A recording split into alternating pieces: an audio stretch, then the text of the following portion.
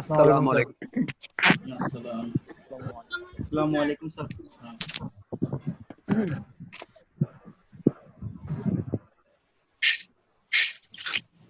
ভাইয়া আসসালামু আলাইকুম। আমার কথা শোনা যাচ্ছে? জি স্যার।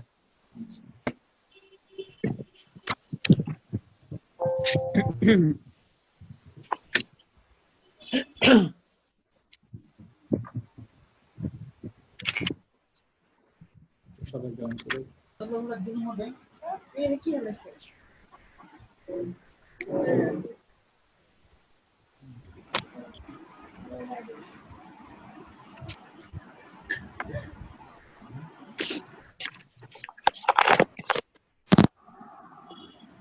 আচ্ছা, আজকে আমাদের ম্যানেজমেন্ট অ্যাকাউন্টিং ক্লাস না?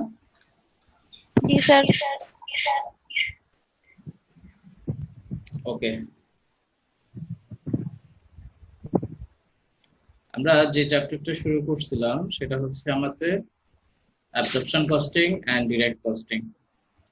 এই চ্যাপ্টারের উপর আমরা কয়টা ক্লাস নিছি? আর দুইটা। টোটাল এই চ্যাপ্টারের ক্লাস হচ্ছে আমাদের চারটা। চারটার মধ্যে দুইটা নেওয়া হয়ে গেছে আর দুটো বাকি আছে। আজকে একটা নিলে আরেকটা বাকি থাকবে।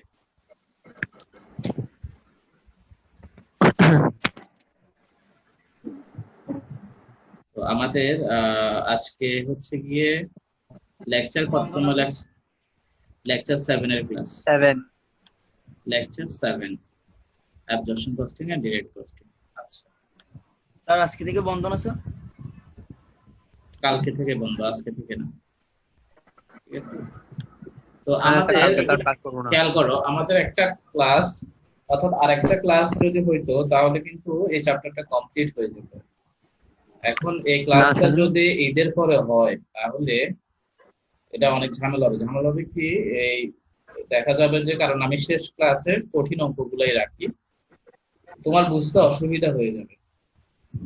বুঝতে অসুবিধা হবে, আবার দেখা যাবে আমাকে আবার পুরো জিনিসটা প্রথম থেকে আনতে হবে, আবার দীর্ঘক্ষণ আগের জিনিসগুলো বুঝাইতে হবে, মানে একটা গ্যাদারিং হয়ে যাবে। ঠিক আছে, তো তোমাদের যদি সমস্যা না থাকে, যে ক্লাসটা বাকি আছে আরেকটা ক্লাস, ওই ক্লাসটা কালকে নিতে চাচ্ছি, কি বলো? স্যার প্রবলেম নাই। কারো সমস্যা হবে? কালকে যদি বিকাল 3:30টার দিকে নিই, বিকাল 3:30টায় যদি নিই, অর্থাৎ এই দিলে ভালো হয়। এটা যদি না দিই, এটা যদি না দিই, এটা যদি না দিই তাহলে এই চ্যাপ্টারটা অসম্পূর্ণ থেকে যাবে। হ্যাঁ, মাঝখানে যে 8-10 দিনের একটা গ্যাপ, এই 8-10 দিনের গ্যাপের কারণে চ্যাপ্টারটা অসম্পূর্ণ থেকে যাবে। ঠিক আছে, অন্তত অন্তত এটা ক্লাসটা হয়ে গেলে একটা জিনিস কি, হ্যাঁ, মেন্টাল একটা স্যাটিসফ্যাকশন পাওয়া যায়। দুইটা রাতে দিলে ভালো হয়। দুইটা মানে তোমার ক্লাসটা হয়ে গেলে তুমি একটু মেন্টালি স্যাটিসফাইড থাকতে পারবে যে দুইটা চ্যাপ্টার মোটামুটি ক্লিয়ার আছে। হ্যাঁ, ভিডিওটা দিন কালকে ক্লাসে। কি দিতাম? ভিডিওটা আপলোড দিলে ভালো হইতো। কালকে যেটা নিবেন ওই ক্লাসটার। আমি তো সব ক্লাসের ভিডিও আপলোড দিছি, তুমি কি দেখো নাই?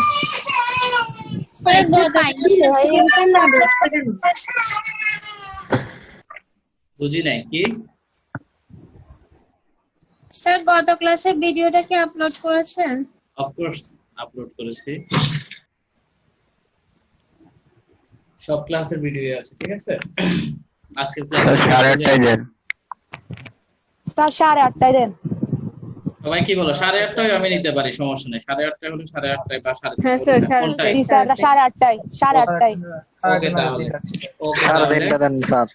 3:30 না ভালো হয় না স্যার, 8:30টায়। 8:30টায় স্যার। 8:30টায় স্যার, সবার সময় থাকে না। তাহলে আপনি একটা বলে দেন। যেহেতু দুই পক্ষ লিখেছে, যেহেতু দুই পক্ষ, শোনো আমি বলি, আমি ক্লাস শেষে গুগল ক্লাসরুমে টাইমিংটা আপলোড দিব। ঠিক আছে, তখন দেখবা। যেহেতু দুই পক্ষ, আচ্ছা দেখা যাক। হ্যাঁ, আমি গুগল ক্লাসরুমে লিখে দিব। আচ্ছা দেখো, তাহলে এটা অলস টাইম স্যার, এটা দিলে ভালো হবে। ক্লাস হবে, এটা মাথায় রাখবা। জাস্ট আমাদের শুধু জি চ্যাপ্টারটা স্যার, ফিনিশিং রাতে করার ক্লাস জন্য। হলে স্যার টাইমটা চলে যায়, পরে আর কিছুই পড়া হয় না। দুপুরের হ্যাঁ টাইমটা অলস, ওই টাইমটাতে পড়াইলে পরে হ্যাঁ বিকালে হ্যাঁ ওটা স্যার, কভার ও করা স্যার যায়। ওই টাইমটা দেন। হ্যাঁ স্যার, সেটাই জি সেটাই। স্যার, রাতে স্যার কোনো পড়া কভার করতে পারবো না। রাতে স্যার এটা যদি 10টা সাড়ে 10টা বেজে যায় ক্লাসটা, পরে ওকে আর পড়ার ওরকম ইচ্ছা ওকে, থাকে না। আমি ক্লাস শেষে টাইমিংটা গুগল ক্লাসরুমে জানাই দেবো। স্যার কালকের পরের দিন থেকে তো বন্ধ স্যার, কালকের পরের দিন থেকে তো বন্ধ। Yes yes. আর কোনো কথা তো নাই, পড়া দিয়ে আর কি হবে স্যার, বাদ দেন স্যার, নিয়ে নিন স্যার একেবারে। ওকে, আমরা ক্লাস শুরু করি। যাবো স্যার। হ্যাঁ, আমরা ক্লাস শুরু করি। সকাল 8টা থেকে যান স্যার। কালকে মনে হয় ক্লাস আছে আমাদের 8:30টায়। আমি সকাল 8টা বাজে দেন স্যার, মাইন্ড ফ্রেশ থাকবে সবার। না না না, এই এক মিনিট, কে বলছো যে কালকে 8:30 কে বলছো যে ক্লাস আছে? কি ক্লাস আছে কালকে? কালকে থেকে তো বন্ধই ছিল। কালকে থেকে বন্ধ না? হ্যাঁ, কালকে তো জাস্ট আমি ক্লাসটা দিচ্ছি যে এই চ্যাপ্টারটা ফিনিশিং হয়ে যাবে সেই জন্য, ঠিক আছে? আর টাইমিংটা আমি গুগল ক্লাসরুমে জানিয়ে দিব, এটা নিয়ে আর কেউ এখন কথা বলবো না, ঠিক আছে? স্যার রাত ওকে, না স্যার, রাতে স্যার করে দিতে কখন দিব সেটা গুগল ক্লাসরুমে দেখবা। তো দেখো, আমরা আমাদের লেকচার শিটে চলে যাই।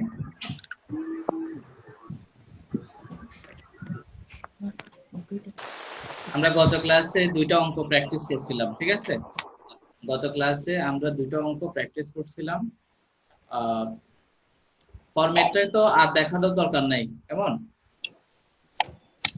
Absorption costing income statement, absorption costing income statement, direct costing income statement. Format কি আর দেখানোর দরকার আছে? হ্যাঁ, তোমরা স্পিকার অন করে কথা বলতেছো, ঘটনাটা বুঝলাম না।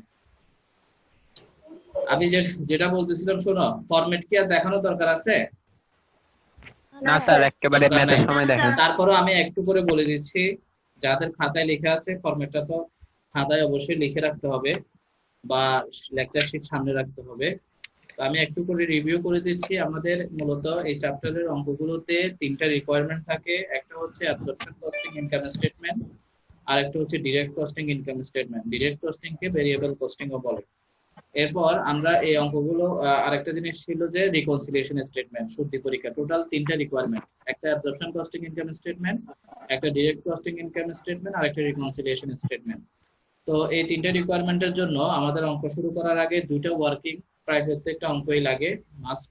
একটা হচ্ছে প্রোডাক্ট কস্ট পার ইউনিট নির্ণয় করতে হয়, আর একটা হচ্ছে ক্লোজিং ইনভেন্টরি নির্ণয় করতে হয়। একটা হচ্ছে প্রোডাক্ট কস্ট পার ইউনিট নির্ণয় করতে হয়, আর একটা হচ্ছে ক্লোজিং ইউনিট, মানে কোনো একটা ইনভেন্টরি যদি মিসিং থাকে সেটা বের করতে হয়, ঠিক আছে? তো প্রোডাক্ট কস্ট নির্ণয় করার জন্য আমরা যে ওয়ার্কিংটা করি সেখানে সর্বোচ্চ 4টা খরচ আসে। একটা হচ্ছে direct material, direct labour, variable manufacturing, fixed manufacturing, ঠিক আছে? ওই 4টার মধ্যে 4টাই অ্যাবজর্পশন কস্টিং এ বসে, তবে ভেরিয়েবল কস্টিং এ 3টা বসে। ফিক্সড ম্যানুফ্যাকচারিংটা ভেরিয়েবল কস্টিং এ বসে না। আর আরেকটা ওয়ার্কিং করতে হয় যদি কোনো ইনভেন্টরি মিসিং থাকে। যে কোনো ইনভেন্টরি মিসিং থাকলে সূত্র একটাই, ক্লোজিং ইনভেন্টরি সমান opening plus production minus sales, opening plus production minus sales. আচ্ছা, এরপর আমরা আমাদের ইনকাম স্টেটমেন্ট করি। ইনকাম স্টেটমেন্টে আমরা যখন অ্যাবজর্পশন কস্টিং ইনকাম স্টেটমেন্ট করি তখন আমরা দেখছিলাম প্রথমে সেলস লিখতে হয়, সেলস থেকে কস্ট অফ গুডস সোল্ড বাদ দিতে হয়। সেলস থেকে কস্ট অফ গুডস সোল্ড এর মধ্যে থাকে opening inventory plus production minus closing inventory. হ্যাঁ, এরপর যদি প্রশ্নে আনফেভারেবল ভেরিয়েন্স থাকে তাহলে যোগ করব, ফেভারেবল ভেরিয়েন্স থাকলে বিয়োগ করব, আন্ডার অ্যাপ্লাইড থাকলে যোগ করব, ওভার অ্যাপ্লাইড থাকলে বিয়োগ করব। যোগ বিয়োগ করে যেটি পাবো সেটির নাম গ্রস মার্জিন। গ্রস মার্জিন থেকে সেলিং এন্ড অ্যাডমিনিস্ট্রেটিভ এক্সপেন্স বাদ দিতে হয়। প্রশ্নে সর্বোচ্চ দুইটা সেলিং এন্ড অ্যাডমিন এক্সপেন্স থাকে, একটা হচ্ছে ভেরিয়েবল সেলিং এন্ড অ্যাডমিন, আর একটা হচ্ছে ফিক্সড সেলিং এন্ড অ্যাডমিন। দুটোটা বাদ দিলে নেট অপারেটিং ইনকাম হয়। তো আন্ডার অ্যাপ্লাইড ওভার অ্যাপ্লাইড কখন হয়? যখন প্রশ্নে দুইটা প্রোডাকশন ইউনিট দেওয়া থাকলে, যদি একটা বাজেটেড প্রোডাকশন আর একটা হচ্ছে অ্যাকচুয়াল প্রোডাকশন, বাজেটেড প্রোডাকশন আর অ্যাকচুয়াল প্রোডাকশনের মধ্যে যদি কম বেশি হয় তখন আমরা সেটাকে আন্ডার অ্যাপ্লাইড বা ওভার অ্যাপ্লাইড বলি। আন্ডার অ্যাপ্লাইড বা ওভার অ্যাপ্লাইড শুধুমাত্র অ্যাবজর্পশন কস্টিং এ আসে, কখনোই ভেরিয়েবল কস্টিং এ আসে না। তো আরেকটা জিনিস হচ্ছে ফেভারেবল আনফেভারেবল কখন আসবে? যদি প্রশ্নে ডিরেক্টলি বলে দেয় তখন আসে। ফেভারেবল আনফেভারেবল প্রশ্নে সরাসরি দেওয়া থাকে, ফেভারেবল থাকলে বিয়োগ করব, আনফেভারেবল থাকলে যোগ করে দিব। আচ্ছা, এরপরে আছে direct costing income statement. Direct costing income স্টেটমেন্টকে ভেরিয়েবল কস্টিং ইনকাম স্টেটমেন্ট বলে। সেখানেও শুরুতে সেলস লিখতে হয় এরপরে variable cost of goods sold বাদ দিতে হয়। Variable cost of goods sold এর আইটেম হচ্ছে তিনটি, একটা হচ্ছে opening plus production minus closing. এরপরে আনফেভারেবল থাকলে যোগ, ফেভারেবল থাকলে বিয়োগ। তবে আন্ডার অ্যাপ্লাইড বা ওভার অ্যাপ্লাইড ভেরিয়েবল কস্টিং এ আসে না। তো এগুলা যোগ বিয়োগ করলে যেটা পাবো সেটার নাম হচ্ছে gross contribution margin. Gross contribution margin থেকে আমরা ভেরিয়েবল সেলিং এন্ড অ্যাডমিন বাদ দিব, তাহলে কন্ট্রিবিউশন মার্জিন পাবো। কন্ট্রিবিউশন মার্জিন থেকে ফিক্সড এক্সপেন্স বাদ দিতে হয়। ফিক্সড এক্সপেন্স সর্বোচ্চ দুইটা থাকে প্রশ্নে, একটা হচ্ছে ফিক্সড সেলিং এন্ড অ্যাডমিন আর একটা হচ্ছে ফিক্সড ম্যানুফ্যাকচারিং। যেটা ম্যানুফ্যাকচারিং সেটাকে আবার ফ্যাক্টরিও বলে। তো বাদ দেওয়ার পর আমরা নেট অপারেটিং ইনকাম পেয়ে যাব। এরপর আমাদেরকে যদি শুদ্ধি পরীক্ষা করতে বলে রিকনসিলিয়েশন স্টেটমেন্ট, তখন আমরা অ্যাবজর্পশন কস্টিং ইনকামের সাথে ভেরিয়েবল কস্টিং ইনকামের ডিফারেন্স বের করব। এরপরে আবার নিচে দুইটার ক্লোজিং ইনভেন্টরি আর ওপেনিং ইনভেন্টরির মধ্যে ডিফারেন্স বের করব। তো ইনকামের ডিফারেন্স আর ইনভেন্টরির ডিফারেন্স মিলে যাবে, মিললে অঙ্ক কারেক্ট, না মিললে অঙ্ক ভুল। তো এতক্ষণ যা বলছি এগুলা নিয়ে কারো কোনো প্রশ্ন আছে কিনা? জাস্ট গত দুইটা ক্লাসের ডিসকাশন ছিল এগুলা। না স্যার। ওকে, কোনো প্রশ্ন না থাকলে আমরা ম্যাথে চলে যাই।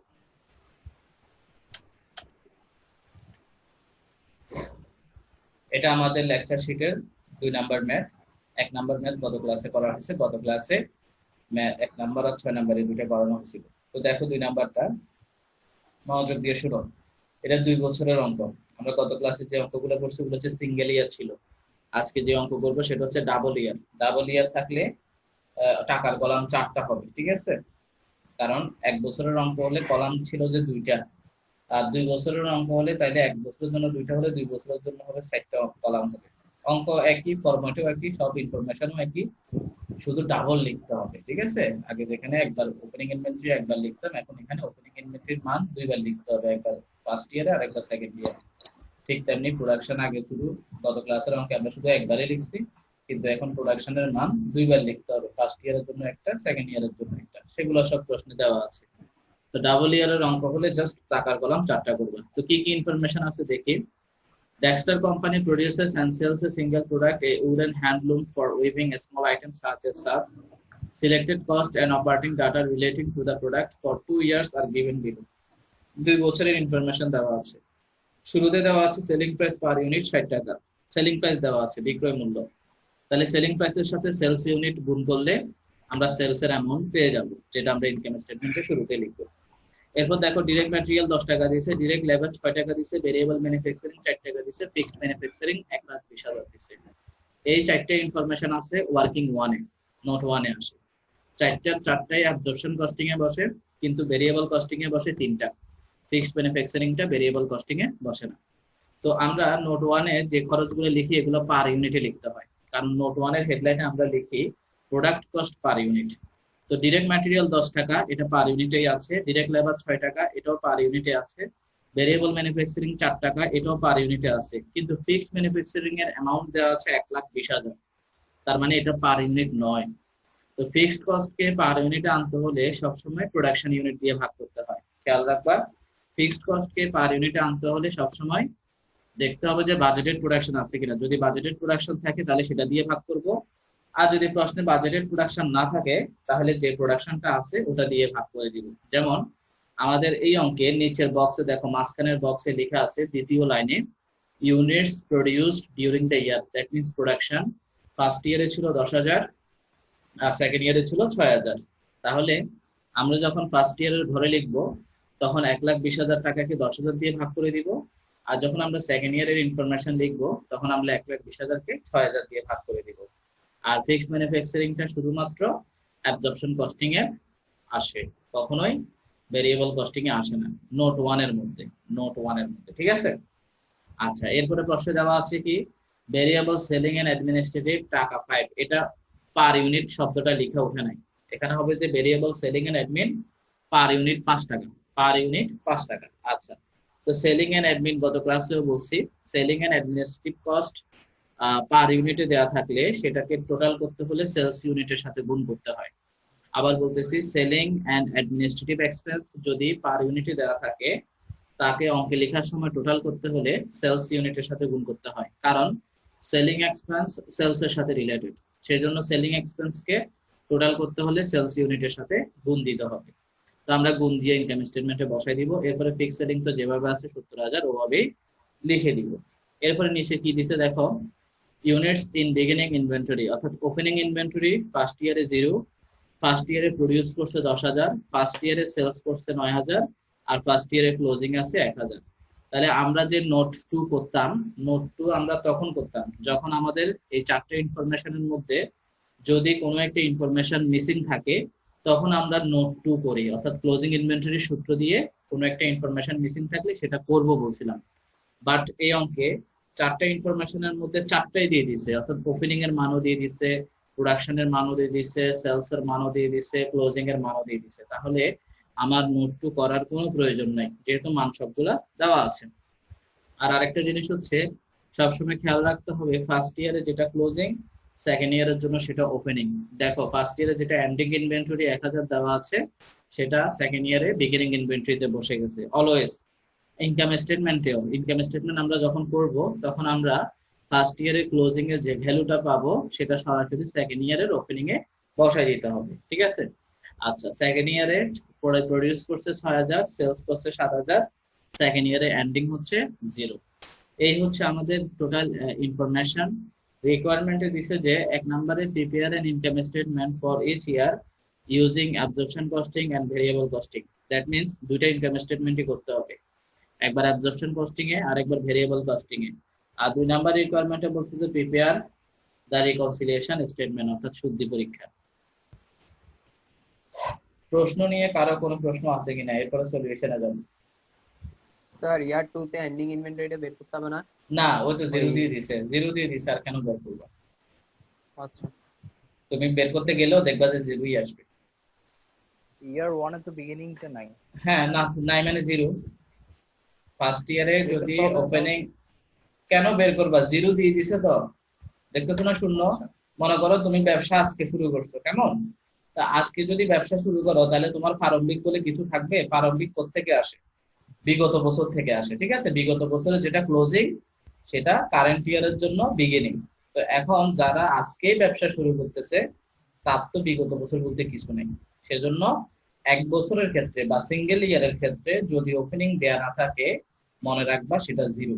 1 বছরের অঙ্কে যদি ওপেনিং দেয়া না থাকে বা ফার্স্ট ইয়ারে যদি ওপেনিং দেয়া না থাকে, মনে রাখবা সেটার মান 0। কেন 0? কারণ ধরে নিতে হবে সে আজকেই ব্যবসা শুরু করছে। আর সেকেন্ড ইয়ারে কিন্তু তুমি চাইলেও 0 ধরতে পারবে না। সেকেন্ড ইয়ারের ওপেনিং তুমি 0 ধরতে পারবে না। কেন 0 ধরতে পারবে না? কারণ ফার্স্ট ইয়ারে যেটা ক্লোজিং সেটাই সেকেন্ড ইয়ারের জন্য কি হবে? ওপেনিং হবে। মনে করো এখন জুলাই মাস, জুলাই মাসে আমার যে ক্লোজিংটা থাকবে, সমাপনী যেটা থাকবে, সেটা আগামী আগস্ট মাসের জন্য প্রারম্ভিক হয়ে যাবে। কারণ ব্যবসা প্রতিষ্ঠান চলমান ধারণার উপর প্রতিষ্ঠিত। 1 মাসেরটা বা 1 বছরের যেটা ক্লোজিং, পরবর্তী বছরে তোমার সেটা বিগিনিং। আমার স্যার 0 হইলে তোমার, কিন্তু 0 না থাকলে তখন বের করতে হবে মিসিং অ্যামাউন্টটা। বের করলেও 0 আসবে ফার্স্ট ইয়ারের ক্ষেত্রে, ঠিক আছে? আচ্ছা স্যার, সেকেন্ড ইয়ারেরটা এন্ডিং সেকেন্ড ইনভেন্টরি ইয়ারটা বলতেছি। তুমি সেকেন্ড ইয়ারের এন্ডিং ইনভেন্টরি বের করো না, 0 আসে কিনা দেখো। এন্ডিং ইনভেন্টরির সূত্র কি? Opening plus production minus sales তো। First production. জি স্যার। এখন দেখো ওপেনিং কত? সেকেন্ড ইয়ারে 1,000, প্রোডাকশন করছে কত? 6,000। তাহলে 6,000 আর 1,000 এর 7,000, সেলস হচ্ছে 7,000, 7,000 থেকে 7,000 বিয়োগ করলে 0। আচ্ছা, তোমার দেওয়াই আছে। এমনি তো দেওয়াই আছে, আবার কি বের করবে? প্রশ্ন নিয়ে আর কোনো প্রশ্ন আছে? না স্যার। আচ্ছা, এই অঙ্কে কোনো আনফেভারেবল ফেভারেবল ভেরিয়েন্স আসবে? আনফেভারেবল অথবা ফেভারেবল? না, কারণ বাজেট প্রোডাকশন একটা দেওয়া আছে। ফেভারেবল আনফেভারেবলের সাথে কি প্রোডাকশনের সম্পর্ক? না না স্যার, না স্যার, ফেভারেবল তো নাই। ফেভারেবল আনফেভারেবল সরাসরি প্রশ্নে দেওয়া দেওয়া থাকে, নাই। যেহেতু দেওয়া নাই তাই আসবে না। আর আন্ডার অ্যাপ্লাইড ওভার অ্যাপ্লাইড আসবে? আন্ডার অ্যাপ্লাইড ওভার অ্যাপ্লাইডও আসবে না। কেন আসবে না? কারণ স্যার দুইটা প্রোডাকশন দেওয়া নাই। প্রোডাকশন একটা দেওয়া আছে। কারণ আসবে। কে বলছে আসবে? তো কোথায় বাজেটেড প্রোডাকশন আছে? স্যার প্রোডাকশন একটা দেওয়া আছে। নাই স্যার। কে জানি বলতেছে যে আছে আছে, ও মনে করছিল যে 2 বছরে 2টা প্রোডাকশন আছে এই জন্য আসবে না। আমি এটা বলছিলাম নাকি বলছিলাম যে বাজেটেড প্রোডাকশন দেয়া থাকলে আসবে? ঠিক আছে, এই অঙ্কে বাজেটেড প্রোডাকশন নাই, সেজন্য আন্ডার অ্যাপ্লাইড বা ওভার অ্যাপ্লাইড আসবে না। তুমি যে 2 বছরে দুইটা প্রোডাকশন দেখতেছো সেগুলো হচ্ছে ওই বছরেরই অ্যাকচুয়াল, মানে ফার্স্ট ইয়ারের অ্যাকচুয়াল প্রোডাকশন 10,000, সেকেন্ড ইয়ারের অ্যাকচুয়াল প্রোডাকশন 6,000। আবার কেউ ভুলে এরকম করিও না যে 10,000 ছিল 6,000 হয়ে গেছে, 4,000 আন্ডার অ্যাপ্লাইড, একদম পুরো ভুল হয়ে যাবে। ঠিক আছে, আন্ডার অ্যাপ্লাইড ওভার অ্যাপ্লাইড তখন হয় যখন প্রশ্নে ডাইরেক্ট বাজেটেড প্রোডাকশন নামে একটা প্রোডাকশন দেওয়া থাকবে, তখন হয়, এর আগে হয় না। আচ্ছা, তাহলে আমরা এখন সলিউশনে যাই। আমরা প্রথমে সলিউশনে যাওয়ার আগে আমাদের ওয়ার্কিং এ যাই। 1 নাম্বার ওয়ার্কিং, আমাদেরকে 1 নাম্বার ওয়ার্কিং এ দেখতে হবে যে ভেরিয়েবল কস্টিং এ পার ইউনিট কস্ট কত আর অ্যাবজর্পশন কস্টিং এ পার ইউনিট কস্ট কত। ওয়ার্কিং 1 এ কি কি আসে বলো তো? ডাইরেক্ট ম্যাটেরিয়াল আসে, ডাইরেক্ট লেবার আসে, ভেরিয়েবল ম্যানুফ্যাকচারিং আসে আর ফিক্সড ম্যানুফ্যাকচারিং আসে। Fixed manufacturing. ওকে, দেখো তাহলে ওয়ার্কিং 1 টা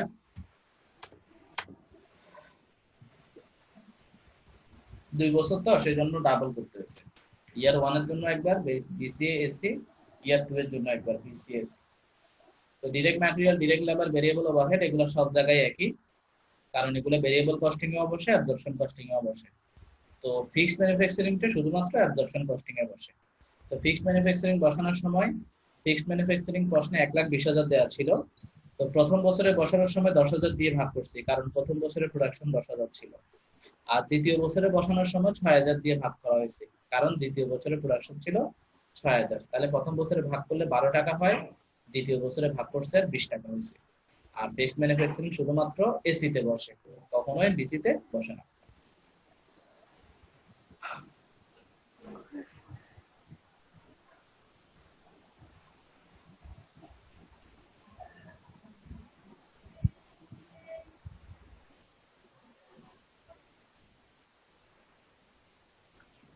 নোট 1 নিয়ে কোনো প্রশ্ন আছে? না স্যার। না স্যার। কারো প্রশ্ন আছে? না। ওকে, তাহলে আমরা যখন অ্যাবজর্পশন কস্টিং ইনকাম স্টেটমেন্ট করব, তখন অ্যাবজর্পশন কস্টিং ইনকাম স্টেটমেন্টের যে ইনভেন্টরি গুলো থাকবে, অর্থাৎ ওপেনিং, প্রোডাকশন, ক্লোজিং, ওই ইনভেন্টরি গুলাকে আমরা কোন রেট দিয়ে গুণ করব বলো তো? স্যার অ্যাবজর্পশন কস্টিং এর রেট দিয়ে। অ্যাবজর্পশন কস্টিং এর রেট কত? 32, ইয়ার 1 এর 32, ইয়ার 2 তে 32 আর হচ্ছে 40। 40, ভেরি গুড। অর্থাৎ ইয়ার 1 এর ইনফরমেশন কে 32 দিয়ে গুণ করব আর ইয়ার 2 এর ইনফরমেশন কে 40 দিয়ে। আর যখন আমরা ভেরিয়েবল কস্টিং ইনকাম স্টেটমেন্ট করব, তখন ওখানকার ইনভেন্টরি কে গুণ দিব কত দিয়ে? ফার্স্ট ইয়ারও 20 টাকা দিয়ে গুণ করব, সেকেন্ড ইয়ারও কি 20 টাকা দিয়ে। 20 টাকা। ওকে, তাহলে আমরা আগে অ্যাবজর্পশন কস্টিং ইনকাম স্টেটমেন্টে যাই। সবাই দেখো, যার যেখানে প্রশ্ন থাকবে প্রশ্ন করবে।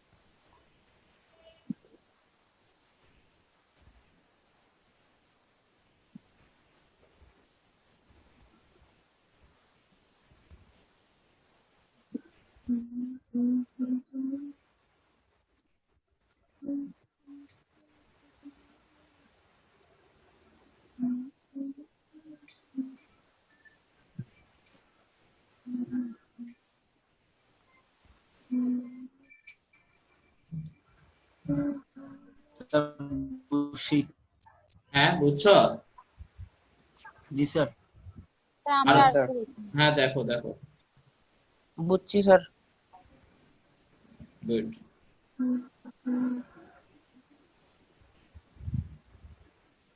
কারো প্রশ্ন দেখতে চাইলে বলবো, আমি প্রশ্ন দেখাবো। স্যার একটা কোশ্চেন ছিল। বলো sir. Sir fixed fix cost কস্টটা যদি কি স্যার থাকতো একজনে করুক আগে তাহলে প্রথমে। সেটা আমরা হ্যাঁ হ্যাঁ, বলো কি? প্রোডাকশন দিয়ে ভাগ করলে, স্যার ফিক্সড কস্ট কে প্রোডাকশন দিয়ে ভাগ করলে আমরা ইউনিটে পাচ্ছি। তাহলে যদি ভেরিয়েবল পার ইউনিট তাহলে পাচ্ছি। হ্যাঁ, হ্যাঁ পার ইউনিট পাচ্ছি। তাহলে ভেরিয়েবল কস্ট যদি থাকতো তাহলে পার ইউনিটের জন্য আমরা কি হ্যাঁ, কি দিয়ে দিতাম? তখন প্রোডাকশন দিয়ে ভাগ করতাম। তবে খেয়াল রাখবা যে ভেরিয়েবল স্যার কস্টকে স্যার তখন তো বাজেটেড প্রোডাকশন দিয়ে না ভাগ করা যাবে না না। না না না ভেরিয়েবল কস্ট সবসময় অ্যাকচুয়াল দিয়ে, কারণ ভেরিয়েবল কস্ট কি Actual করে দিয়ে। উঠানামা করে। অ্যাকচুয়াল প্রোডাকশন যেরকম উঠানামা উঠানামা করে, করে জি, ভেরিয়েবল স্যার। কস্টও কি উঠাবে, কিন্তু ফিক্সড কস্ট প্রায়োরিটি দিতে হবে যে বাজেটেড প্রোডাকশন দিয়ে। কেমন? যদি বাজেটেড প্রোডাকশন না থাকে তখন ধরে নিতে হবে যেটা আছে প্রোডাকশন সেটাই বাজেট সেটাই অ্যাকচুয়াল। ঠিক আছে? বুঝছি স্যার। 1,15,000 আর 1,05,000 একটু হ্যাঁ, এক মিনিট, একজনের প্রশ্ন করছে যে স্যার ওপেনিং ইনভেন্টরি কিভাবে হবে, 32,000 কিভাবে আসছে। আমি শুরুতেই বলছি যে ফার্স্ট ইয়ারে যেটা ক্লোজিং সেটা সেকেন্ড ইয়ারের জন্য ওপেনিং। তুমি যখন প্রশ্ন দেখছিলা তখন প্রশ্নে কিন্তু ফার্স্ট ইয়ার ক্লোজিং 1000 ইউনিট ছিল, সেকেন্ড ইয়ারে ওপেনিং 1000 ইউনিট ছিল। দ্যাট মিনস ফার্স্ট ইয়ারে ক্লোজিং ইউনিটটাই সেকেন্ড ইয়ারে গিয়ে বসছে। ঠিক তেমনি অঙ্কের ক্ষেত্রেও ফার্স্ট ইয়ারে যেটা ক্লোজিং আসবে সেকেন্ড ইয়ারে সরাসরি চোখ বন্ধ করে সেটা ওপেনিং এ বসাই দিবা, কারণ বিগত বছরের সমাপনী বর্তমান বছরের জন্য প্রারম্ভিক। অলওয়েজ কোন স্টুডেন্ট যদি এই অঙ্কে ডাবল ইয়ারের অঙ্কে যদি ভুল করে তাহলে এই জায়গায় ভুল করবে, এই সেকেন্ড ইয়ারের ওপেনিং বসাতে গিয়ে ভুল করবে। অধিকাংশ স্টুডেন্টই ভুল করে সেকেন্ড ইয়ারের ওপেনিং বসাইতে। কি জন্য ভুল করে আমি তোমাদেরকে বলি, একটু মনোযোগ দিয়ে দেখো। এই যে প্রোডাকশন, প্রথম বছরের প্রোডাকশন 10,000 ছিল, প্রথম বছরের রেট 32 ছিল, 32 দিয়ে গুণ করলাম। দ্বিতীয় বছরের প্রোডাকশন 6,000 ছিল আর দ্বিতীয় বছরের রেট ছিল 40 টাকা, তাই 40 দিয়ে গুণ করে 2,40,000 টাকা বসছে। ঠিক ক্লোজিং ও তো এরকম হওয়ার কথা। ক্লোজিং ফার্স্ট ইয়ারে 1000 ছিল, 32 টাকা দিয়ে কি করছিলাম, গুণ করছি, ঠিক না? ঠিক কিনা? 32 টাকা ফার্স্ট ইয়ারের রেট গুণ করছি। আর সেকেন্ড ইয়ারে ক্লোজিং দেওয়া ছিল না, প্রশ্নে 0 ছিল, সেজন্য সেকেন্ড ইয়ারে 0 লিখলাম। আর ওপেনিংটা একটু করে দেখো, ওপেনিং আমাদের ফার্স্ট ইয়ারে ওপেনিং 0 ছিল, সেজন্য এখানে নীল লিখছি, নীল মানে 0, ঠিক আছে? কিন্তু সেকেন্ড ইয়ারে কিন্তু ওপেনিং দেওয়া ছিল, প্রশ্নে দেওয়া ছিল কিনা, 1000 দেওয়া ছিল। এখন স্বাভাবিকভাবে ওই 1000 কত দিয়ে গুণ হওয়ার কথা, 32 টাকা দিয়ে নাকি 40 টাকা দিয়ে? 40। অবশ্যই ফার্স্ট ইয়ারে ওপেনিং 0 হতে পারে না, ফার্স্ট ইয়ারে ওপেনিং 0, ক্লোজিং 0 হতে পারে না? হ্যাঁ হতে পারে যদি ফার্স্ট ইয়ারে ওপেনিং ক্লোজিং 0 0 হয়। হতে পারে। আর দাঁড়াও আমি আগে এটা শেষ করি, তারপর তোমার প্রশ্ন নিব।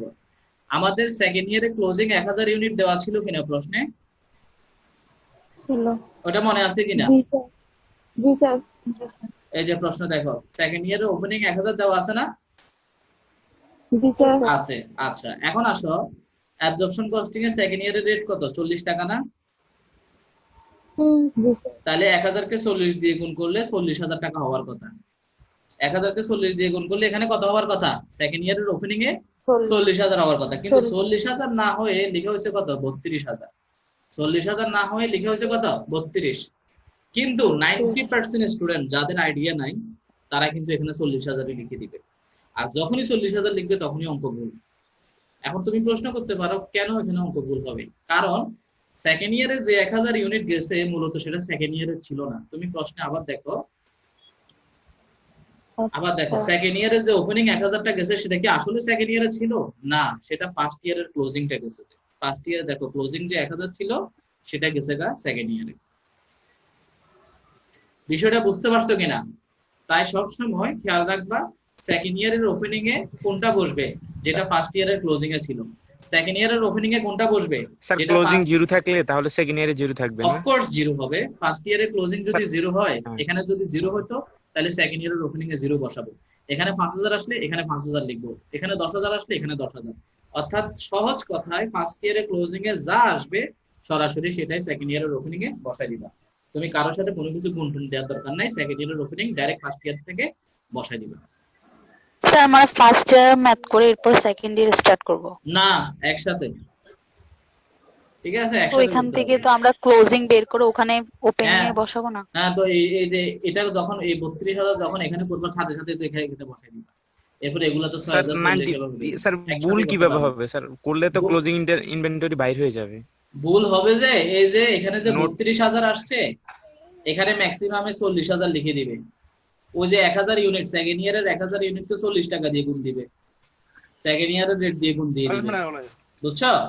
সেকেন্ড ইয়ারের যে 1000 ইউনিট সেটাকে সেকেন্ড ইয়ারের রেট দিয়ে গুণ করে, রেট দিয়ে গুণ দিলে ভুল হয়ে যাবে। হ্যাঁ, কিন্তু কাহিনী হচ্ছে কি সেকেন্ড ইয়ারের রেট দিয়ে সেটা গুণ হবে না। কেন? কারণ সেটা ফার্স্ট ইয়ার থেকে গেছে, এজন্য ফার্স্ট ইয়ারের রেট দিয়ে গুণ হয়ে যাবে। দ্যাট মিন্স লাস্ট ইয়ারে যা ছিল তাই বসে দিতে হবে। এরপর আর কোথাও প্রশ্ন আছে কিনা বলো। স্যার তুমি- ভেরিয়েবলটা হ্যাঁ। খুঁজে দেন। ভেরিয়েবল কি এটা? ভেরিয়েবল সেলিং এন্ড অ্যাডমিন প্রশ্নে কত টাকা বলছে? 5 টাকা বলছে না? জি স্যার। এই যে দেখো প্রশ্নে দেখো variable selling and administrative per unit 5 টাকা। এখানে পার ইউনিট শব্দটা আসে নাই বলে, হ্যাঁ পার ইউনিট 5 টাকা। তো আমি গত ক্লাসেও বলছি, গত ক্লাসেও কিন্তু এরকম ছিল যে সেলিং এন্ড অ্যাডমিনিস্ট্রেটিভ কস্ট যদি পার ইউনিটে দেওয়া থাকে সেটা সব সময় সেলস ইউনিটের সাথে গুণ করতে হবে, ঠিক আছে? কারণ এটা সেলিং এক্সপেন্স সেলস ইউনিটের সাথে গুণ করতে হবে। তাহলে দেখো এই 5 টাকা সেলস ইউনিটের সাথে গুণ হয়েছে। আমার প্রথম বছরে সেলস ছিল কত? 9000। এই যে উপরে দেখো 9000 ছিল, সেজন্য 9000 কে 5 দিয়ে গুণ হয়েছে। আর দ্বিতীয় বছর সেলস কত ছিল? 7000, সেজন্য দ্বিতীয় বছরে 7000 এর সাথে গুণ হয়েছে। আর ফিক্স সেলিং অ্যাডমিনিস্ট্রেটিভ প্রশ্নে 70000 ছিল, 70000 এ বসে গেছে। জি স্যার। আর কারো প্রশ্ন আছে?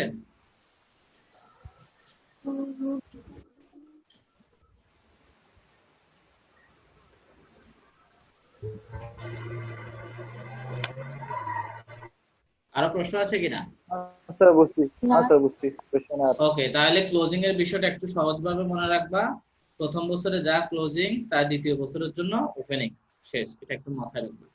এখন আসো ভেরিয়েবল কস্টিং ইনকাম স্টেটমেন্টে যাব। ভেরিয়েবল কস্টিং ইনকাম স্টেটমেন্টে আমরা ইউনিট গুলাকে কত দিয়ে গুণ দিব? ভেরিয়েবল কস্টিং ইনকাম স্টেটমেন্টে এগুলাকে গুণ দিব কত দিয়ে? দিয়ে এই যে দিয়ে 20 টাকা দিয়ে। দিয়ে। ফার্স্ট ইয়ার কেও 20 টাকা, সেকেন্ড ইয়ার কেও কি 20 টাকা। তাহলে যাই দেখো সবাই ভেরিয়েবল কস্টিং ইনকাম স্টেটমেন্ট। এটা এখানে পুরোটা আসে নাই, পরবর্তী পৃষ্ঠায় 2 লাইন আছে।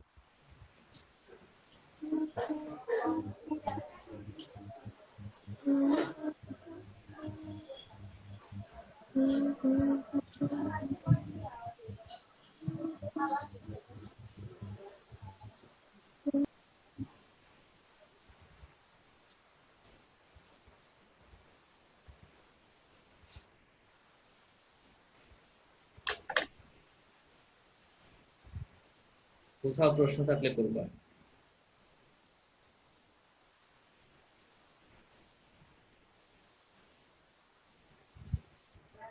স্যার এখানে স্যার ফিক্স সেলিং এন্ড অ্যাডমিনিস্ট্রেটিভটা আসবে না?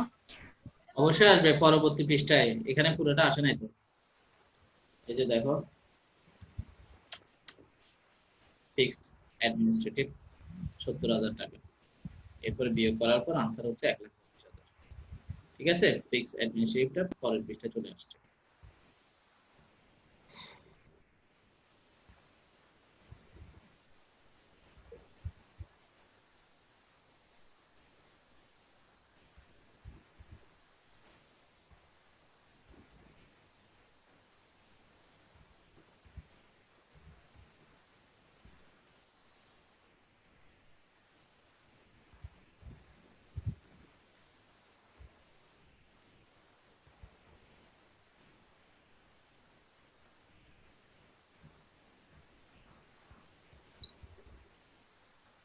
কারো প্রশ্ন আছে কিনা? স্যার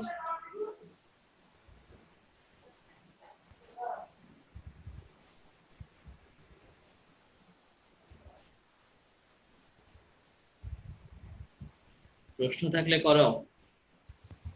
এখানেও ফিক্স ঠিক ম্যানুফ্যাকচারিং 1,20,000 টাকা। প্রশ্ন থেকে লিখলাম, প্রশ্নে 1,20,000 ছিল না ফিক্সড ম্যানুফ্যাকচারিং। ভেরিয়েবল কস্টিং এ দুইটা ফিক্সড কস্ট আছে, একটা হ্যাঁ হ্যাঁ আছে ফিক্সড আছে। আর একটা fixed admin. Sir model test নিয়েছিলেন যে একটা কোশ্চেন ছিল, হ্যাঁ গত ক্লাস করতে পারিনি তো, করতে পারিনি, হ্যাঁ। বলতে পারিনি স্যার। হ্যাঁ। ওই যে সেলস থেকে কস্ট অফ গুডস সোল্ড বিয়োগ করার পর তো আমরা গ্রস প্রফিট পাবো। Cross margin. এখন কস্ট অফ গুডস সোল্ড এর মধ্যে ভেরিয়েবল কস্ট আর ফিক্সড কস্ট ছিল, হ্যাঁ এখন ফিক্সড কস্ট কেন আসবে? ওটা ছিল যে কন্ট্রিবিউশন অ্যাপ্রোচ ইনকাম স্টেটমেন্ট। এই যে এই ইনকাম স্টেটমেন্ট এটা ছিল যে দেখো এইটাই ছিল। তুমি প্রথমে সেলস লিখবা, হ্যাঁ সেলস থেকে ভেরিয়েবল কস্ট বাদ দিবা, ওখানে কোনো কস্ট অফ গুডস সোল্ড ছিল না, ঠিক আছে? ওখানে দুইটা খরচ ছিল, একটা ভেরিয়েবল কস্ট আর একটা ফিক্সড কস্ট। তো ওখানে ছিল কি সেলস Fixed দেয়া cost. ছিল, এরপরে বলছে যে সেলসটা 10% নাকি 15% রিডিউস হবে, এরকম একটা কথা বলা ছিল। তো তুমি আগে সেলস থেকে ওই 10% রিডিউস করবা, মানে মাইনাস করবা। তো যে নিউ সেলস যেটা আসবে সেখান থেকে ভেরিয়েবল কস্টটা বাদ দিতে হবে। এখন ভেরিয়েবল কস্ট প্রশ্নে যেটা ছিল সেটা হচ্ছে প্রশ্নের সেলস এর জন্য দেয়া ছিল। যেহেতু প্রশ্নের সেলস কমে গেছে সেহেতু ভেরিয়েবল কস্ট কি হয়ে যাবে, কমে যাবে, কেননা ভেরিয়েবল কস্ট সেলস এর কমে উপর যাবে। ডিপেন্ডেবল। সেলস বাড়লে ভেরিয়েবল কস্ট বাড়ে, সেলস কমলে ভেরিয়েবল কস্ট কমে, ঠিক আছে? তো তোমাকে নিউ ভেরিয়েবল কস্টও বের করতে হবে। তো নিউ ভেরিয়েবল কস্টটা তুমি কিভাবে বের করবে? ঐকিক নিয়মে। ঐকিক নিয়মে বলতে মনে করো প্রশ্নে সেলস যদি 100 টাকা দেয়া থাকে, তখন যদি ভেরিয়েবল কস্ট 50 টাকা দেয়া থাকে, তাহলে 100 এর জন্য 50 হলে ইনটু নিউ সেলস এর জন্য কত? নিউ সেলস হচ্ছে ওই যে 10% কমাতে বলছে যে ওই ফিগারটা, ঠিক আছে? তো ভেরিয়েবল কস্ট চলে আসলে তুমি সেলস থেকে ভেরিয়েবল কস্ট বাদ দিলে সিএম পাবা, কন্ট্রিবিউশন মার্জিন। আর কন্ট্রিবিউশন মার্জিন থেকে ফিক্সড কস্ট যা আছে তা বিয়োগ করে দিবা, কারণ ফিক্সড কস্টের কোনো চেঞ্জ হয় না, বিয়োগ করলে আনসার চলে আসবে নেট ইনকাম। এটা একদম ছোট অঙ্ক, মাত্র 4 লাইন। সেলস থেকে ভেরিয়েবল কস্ট বাদ দিলে সিএম, সিএম জি স্যার, থেকে শুধু ওই যে ফিক্সড কস্ট বাদ দিলে নেট হ্যাঁ, ইনকাম। শুধু ফিক্সড কস্ট নিয়ে সমস্যা ছিল। ফিক্সড কস্টটা তো ফিক্সড, ওটা তো কোনো চেঞ্জ হবে না, ওটা যেভাবে ছিল ওভাবেই থেকে যাবে। শুধু চেঞ্জ হলো যে সেলস আর ভেরিয়েবল কস্টটা। এখানে আর কারো প্রশ্ন আছে? ফ্যাক্টরি ওভারহেড আর ম্যানুফ্যাকচারিং ওভারহেড একই সেম কথা, না? ম্যানুফ্যাকচারিং কস্ট মানেই তো ফ্যাক্টরি কস্ট। তাহলে কোনো প্রশ্ন নাই, আমরা রিকোয়ারমেন্ট 3 তে চলে যাই। রিকোয়ারমেন্ট 3 হচ্ছে আমাদের শুদ্ধি পরীক্ষা, রিকনসিলিয়েশন স্টেটমেন্ট। সবাই দেখো রিকনসিলিয়েশনটা।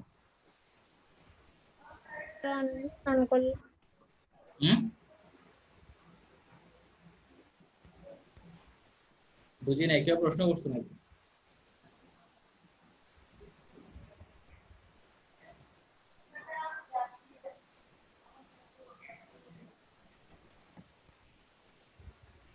রিকনসিলিয়েশনে প্রথমে দুইটা ইনকামের মধ্যে ডিফারেন্স বের করতে হয়। আমাদের অ্যাবজর্পশন কস্টিং এ ফার্স্ট ইয়ারে ইনকাম আসছিল 1,37,000, সেকেন্ড ইয়ারে ছিল 43,000। আর ভেরিয়েবল কস্টিং এ ইনকাম আসছিল ফার্স্ট ইয়ারে 1,25,000, সেকেন্ড ইয়ারে 55,000। এরপরে দুইটার মধ্যে ডিফারেন্স মানে বিয়োগ। 1,37,000 থেকে 1,25,000 বাদ দিলে 12,000, আর ওদিকে 43 থেকে 55 বাদ দিলে মাইনাসের 12,000। তো এই ডিফারেন্সটা নিচের ডিফারেন্সের সাথে মিলে যাবে, মিললে অঙ্ক কারেক্ট, না মিললে ভুল। নিচের ডিফারেন্সটা কিভাবে আসছে? জাস্ট ক্লোজিং থেকে ওপেনিং বিয়োগ করতে হবে, একবার অ্যাবজর্পশন কস্টিং এ আরেকবার ভেরিয়েবল কস্টিং এ। ওপেনিং আর ক্লোজিং মানগুলো ইনকাম স্টেটমেন্টের মধ্যে আছে, ওখান থেকে জাস্ট দেখে দেখে করবে। এখানে কোথাও প্রশ্ন থাকলে করো।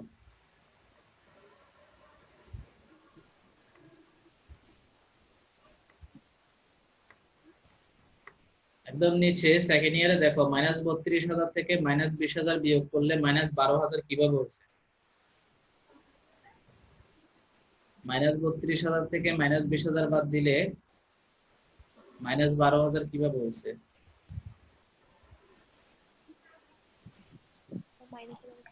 হ্যাঁ, ইয়েস, মাইনাসে মাইনাসে প্লাস হয়ে গেছে। আমার ছবির উপরে ক্লিক করো, দেখো আমি বোর্ডে দেখাচ্ছি ক্যালকুলেশনটা। 32,000 মাইনাস ছিল, 32,000 মাইনাস ছিল, 20,000 মাইনাস ছিল, 32,000 মাইনাস ছিল, 20,000 মাইনাস ছিল, ঠিক আছে? তো আমরা এই দুটার মধ্যে আবার ডিফারেন্স বের করতেছি, ডিফারেন্স মানে বিয়োগ করব। তো -32,000 থেকে মাইনাসের 20,000 কে যদি বিয়োগ করি, তাহলে মাইনাসের 20,000টা মাইনাসে মাইনাসে প্লাস হয়ে যাবে। -32,000 এর সাথে প্লাসের 20,000 অ্যাডজাস্ট করলে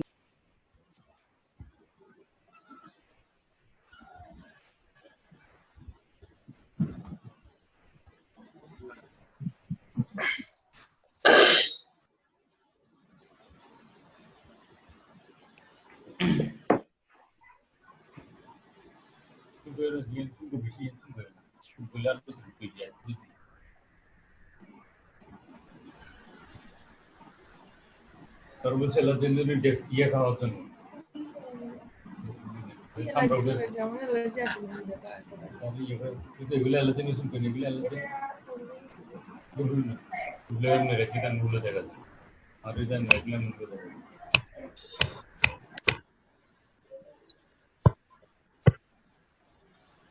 আচ্ছা দেখো, আমরা মূল জায়গায় চলে যাই।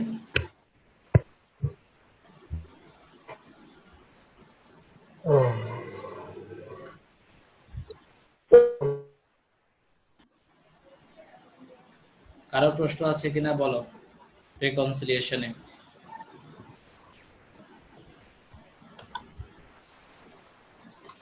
স্যার বুঝছি, ওকে অল ওকে। তাহলে নেক্সট প্রবলেমে চলে যাই, কি বলো? Yes, sir. এগুলা কিভাবে আসছে বুঝছো তো? 32 বিয়োগ 0, 0 বিয়োগ 32, Yes, sir. ওই যে ক্লোজিং থেকে ওপেনিং বিয়োগ, একবার ফার্স্ট ইয়ার আর একবার সেকেন্ড ইয়ার। মানগুলা কোথায় পাবো? ওই যে এসির ইনকাম স্টেটমেন্টে, আর বিসিরটা বিসির ইনকাম স্টেটমেন্টে আছে, ঠিক আছে? ওকে, তাহলে নেক্সট ম্যাথে যাই।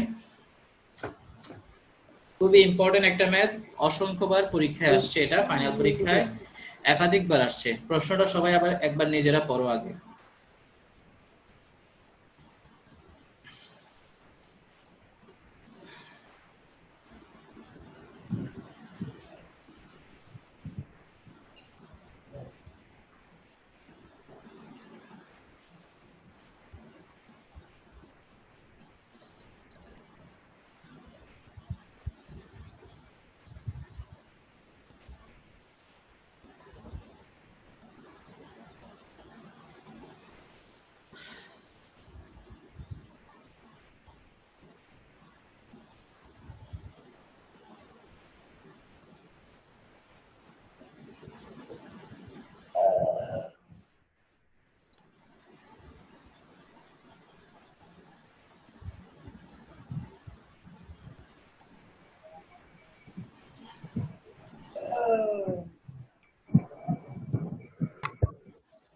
সবার প্রশ্নটা করা হয়েছে কিনা? Yes sir. আচ্ছা, পড়া হলে এবার আমি বুঝাই দিই, বুঝছি। মনোযোগ দিয়ে বুঝো। এই অঙ্কটা অনেকবার আসছে, একটু মনোযোগ দিতে হবে, আর একটু মোটামুটি কিছুটা ক্রিটিক্যাল আছে। আলফায়াত বিন নিজাম, তোমার রেজিস্ট্রেশন কোড কত? তোমারে রিমুভ দিচ্ছি। করতেছি স্যার। হ্যাঁ বলো, করতেছি। এখন কি জন্য করতেছো? রাজেশ নন্দী, ও কোনো সময় রেজিস্ট্রেশন কোড দিবে না।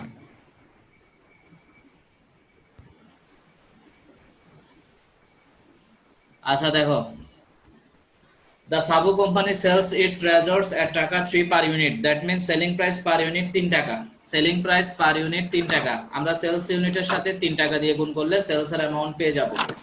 The company uses FIFO actual costing system, এটার কোনো কাজ নাই, এটা এমনি দিছে FIFO। FIFO মানে কি? FIFO এর কোন রূপ কি?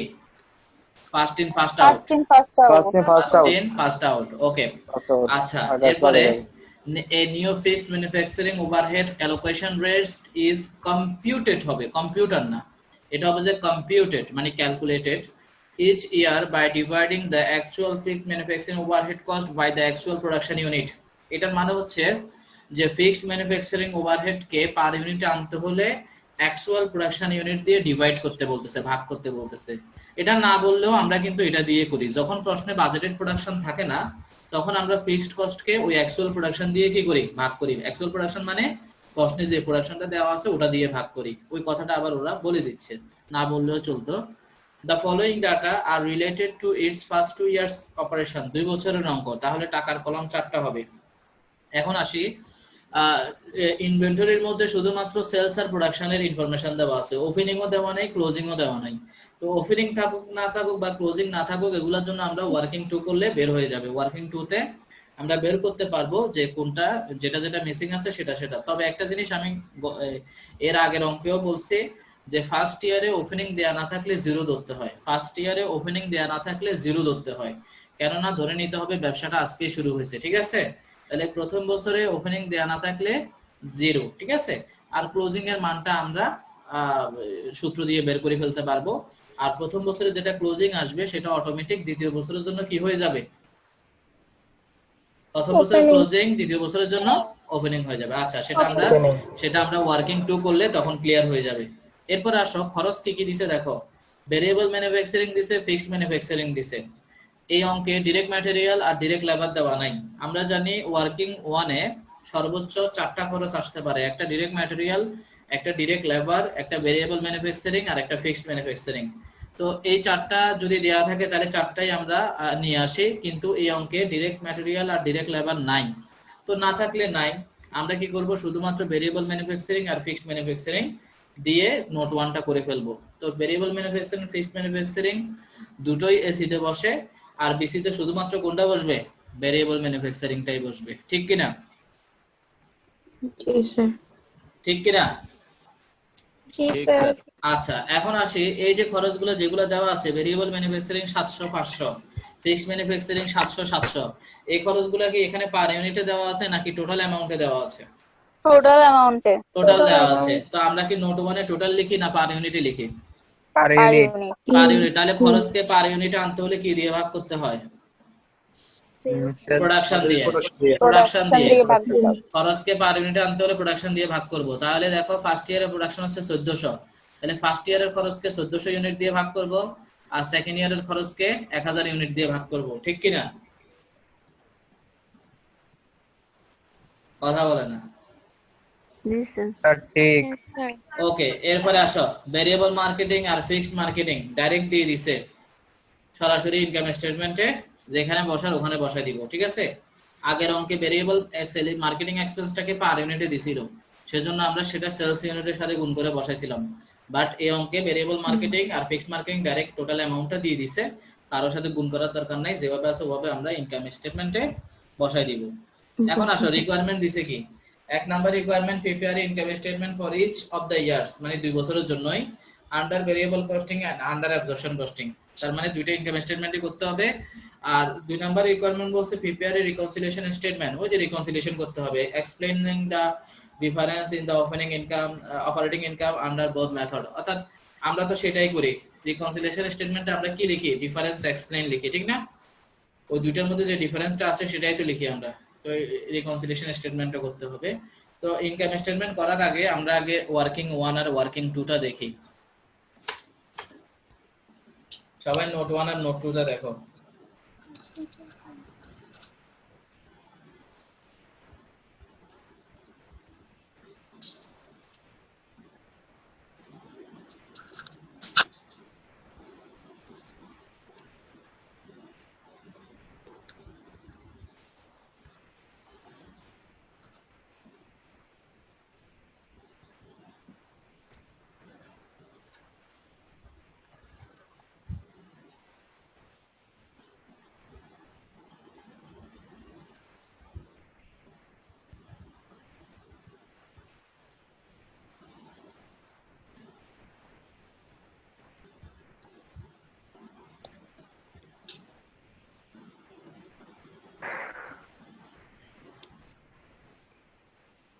দেখছি স্যার।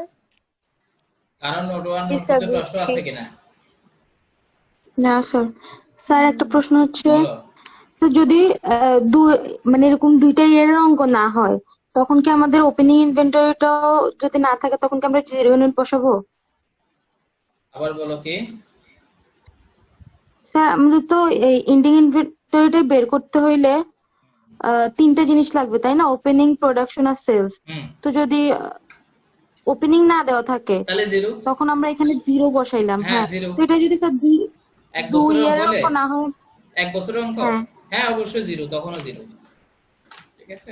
1 বছরের অঙ্ক, ওই যে প্রথম বছরে লিখছি মানে কি 1 বছর, 1 বছরের অঙ্কেও ওপেনিং দেওয়া না থাকলে 0 হয়, ঠিক আছে? মানে ধরে নিতে হবে ব্যবসাটা আজকে শুরু হয়েছে। স্যার যদি স্যার বলো। স্যার ক্লোজিং ইনভেন্টরি থাকলে তো বাইর করতে হবে। বের করলেও 0 আসবে, তুমি যদি বের করো 0 মিলে যাবে, 0 আসবে যদি ওপেনিং দেওয়া না থাকে আর কি, ঠিক আছে? সব অঙ্কে কি 0 আসবে স্যার? অফকোর্স সব অঙ্কে 0 আসবে, যখনই ওপেনিং দেওয়া থাকবে না ফার্স্ট ইয়ারে বা 1 বছরের অঙ্কে মাস্ট 0 আসবে। এজন্য সেটা করে দেখাইতে হয় না, মুখস্থ রাখলেই চলে যে ফার্স্ট ইয়ারে ওপেনিং না থাকলে 0, শুধু সময় নষ্ট করা তো দরকার নেই। কারো প্রশ্ন আছে আর নোট 1 আর নোট 2 নিয়ে? না স্যার। না স্যার। ওকে, তাহলে আমরা প্রথমে ইনকাম স্টেটমেন্টে যাই। তাহলে আমরা ভেরিয়েবল কস্টিং ইনকাম স্টেটমেন্ট করলে ফার্স্ট ইয়ার এবং সেকেন্ড ইয়ার 2 বছরকে 50 পয়সা দিয়ে গুণ করব, আর যখন আমরা অ্যাবজর্পশন কস্টিং ইনকাম স্টেটমেন্ট করব তখন ফার্স্ট ইয়ারকে 1 টাকা দিয়ে গুণ করব, সেকেন্ড ইয়ারকে 1 টাকা 20 পয়সা দিয়ে গুণ করব। ওকে, শুরুতে দেখো অ্যাবজর্পশন কস্টিং। স্যার নোট 1 আছে 4টা খরচ আছে, ওগুলো কি কি sir? Direct materials, direct labour, আর দুইটা ভেরিয়েবল ম্যানুফ্যাকচারিং আর একটা ফিক্সড ম্যানুফ্যাকচারিং, একটা ভেরিয়েবল ম্যানুফ্যাকচারিং আর একটা ফিক্সড ম্যানুফ্যাকচারিং, টোটাল 4টা। ডাইরেক্ট ম্যাটেরিয়াল, ডাইরেক্ট লেবার এই অঙ্কে ছিল না। এখানে স্যার প্রথম দুইটা নেই, সেজন্য লাস্টে দুটো ছিল। হ্যাঁ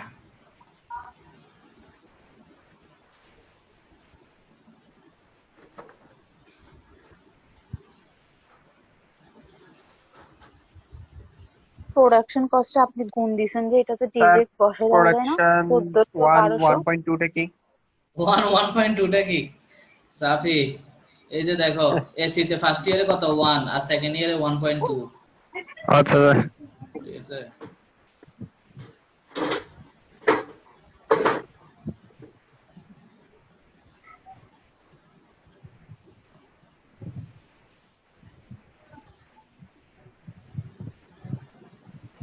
কারো কোথাও কনফিউশন থাকলে বলবা। বারবার Ending বলতেছি তো ওখান থেকে বের করছি না। নেক্সট থেকেও যে কোনো চ্যাপ্টার শুরু হলে শীট প্রিন্ট করে ফেলবা, কারণ সলিউশনের সময় তোমার সামনে প্রশ্ন থাকাটা খুবই জরুরি। হ্যাঁ কি বলছো এন্ডিং প্রশ্ন? তো নোট 1 এ বের হইছে না? ইয়েস এন্ডিংটা নোট 1 এর নোট 1 এ না নোট 2 তে বের করছি যে সরি, প্রথম বছরে এন্ডিং ছিল 400, দ্বিতীয় বছরে এন্ডিং 200। তারপর আরেকবার দেখো, এই যে দেখো প্রথম বছরে 400 ছিল, দ্বিতীয় বছরে কত আসছে 200 আসছে। ঠিক আছে এটা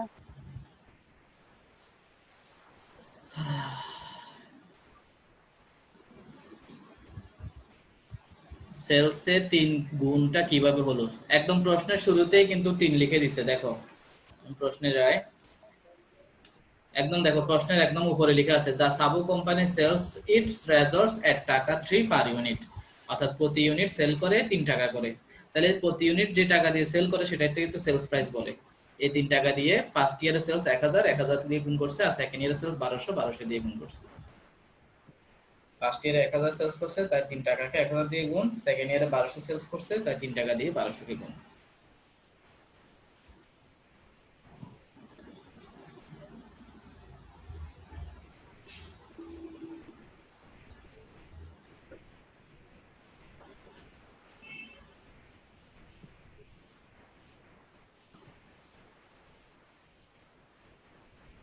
আর কারো প্রশ্ন?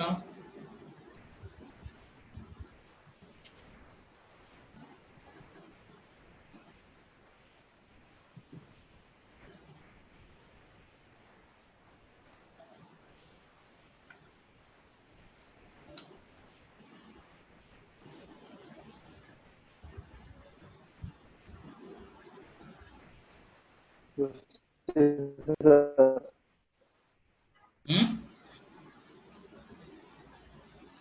পরের ইনকাম স্টেটমেন্টে যাব, ভেরিয়েবল কস্টিং এ। জি স্যার জান। হ্যাঁ স্যার। ওকে দেখো ভেরিয়েবল কস্টিং জি স্যার জানো 50 পয়সা দিয়ে গুণ, কারণ ভেরিয়েবল কস্টিং এ ফার্স্ট ইয়ারও রেট আসছে 50 পয়সা, সেকেন্ড ইয়ারও রেট আসছে 50 পয়সা।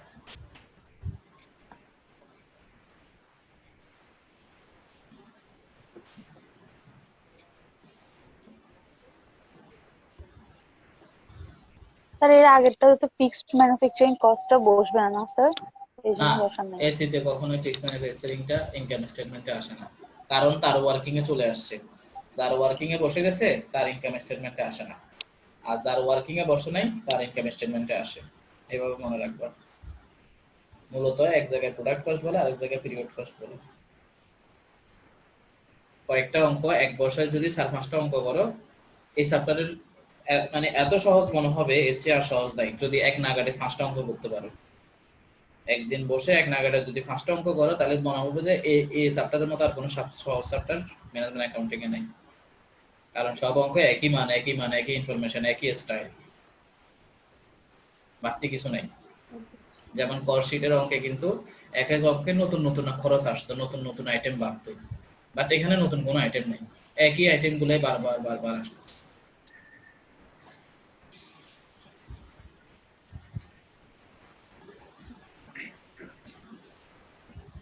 কারো প্রশ্ন আছে ভেরিয়েবল কস্টিং ইনকাম স্টেটমেন্টে? স্যার একটু দেখুন। হ্যাঁ দেখো দেখো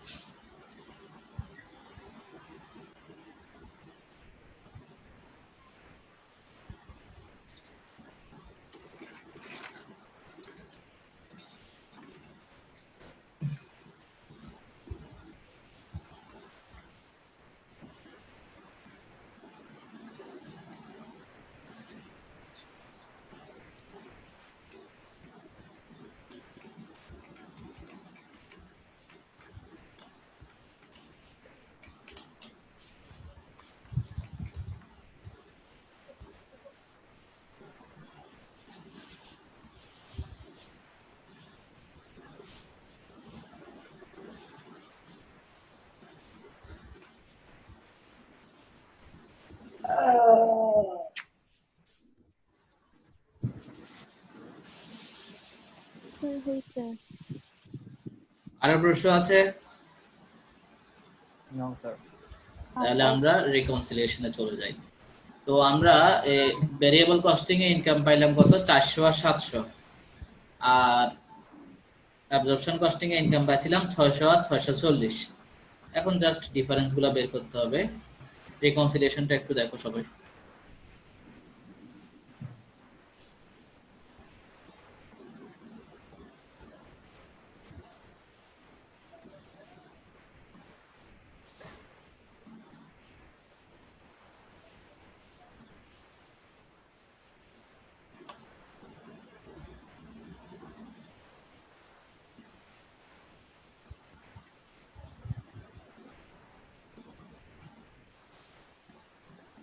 মাকসুদুল হক, ভালো করছো আজকের ইয়া পরীক্ষায়, ট্যাক্স পরীক্ষায়।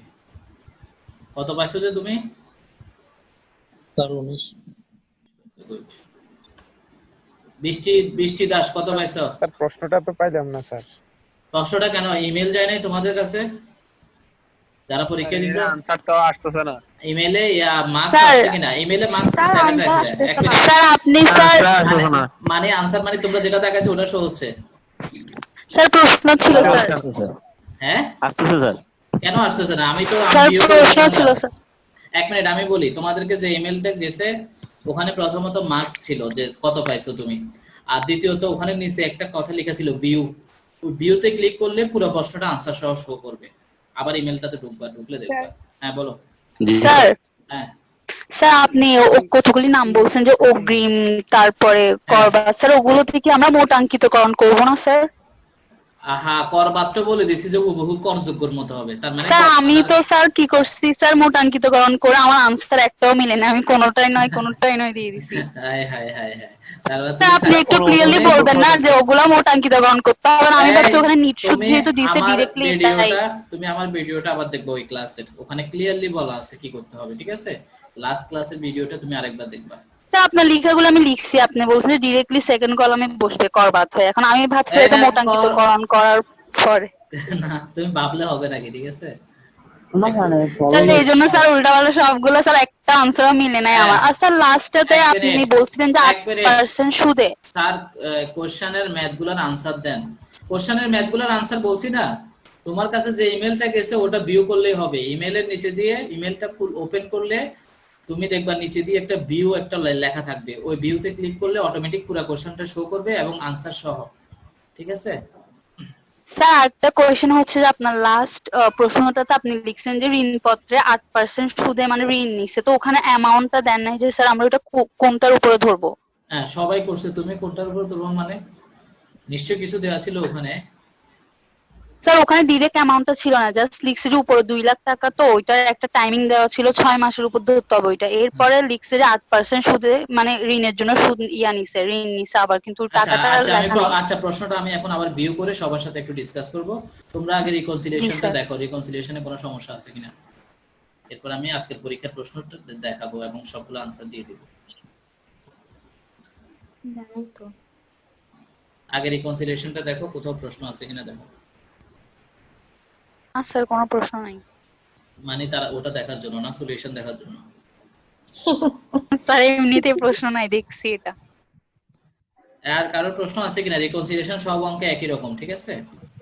জাস্ট এত কষ্ট করে স্যার ম্যাথ করছি অনেক বড় বড়, পরে যখন আপনি আনসার দিছেন তখন দেখতেছি যে ডিরেক্টলি বসে যাবে, কোনো মোটাঙ্কিতকরণই করতে হবে না। এত আফসোস লাগছে যে আমি কত বড় করে ম্যাথগুলো করছি।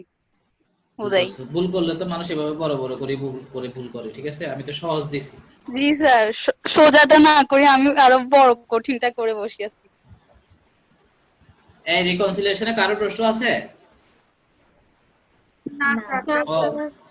ওকে, তাহলে আমি তোমাদেরকে ইয়াতে চলে যাই, এই আজকের কোশ্চেনে চলে যাই যে পরীক্ষাটা হয়েছিল আমরা চলে যাব মানে ফিনান্সরা চলে যাই, কারণ আমাদের তো হ্যাঁ ঠিক আছে, ফিনান্স ডিপার্টমেন্ট যারা তারা ঠিক আছে। আর লাস্ট ফিনান্স ডিপার্টমেন্ট তোমরা মনে রাখবা কালকে ম্যানেজমেন্ট অ্যাকাউন্টিং ক্লাস হবে, ওই শুধুমাত্র কি জন্য আজকের চ্যাপ্টারটা যেন ক্লোজ হয়ে যায় এই জন্য। ঠিক আছে? আর আচ্ছা ঠিক আছে স্যার। কালকে ক্লাসের টাইমিংটা আমি গুগল ক্লাসরুমে পোস্ট করে দেব।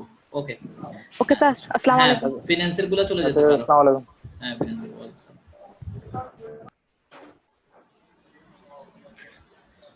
আমি একটু প্রশ্নে ঢুকি।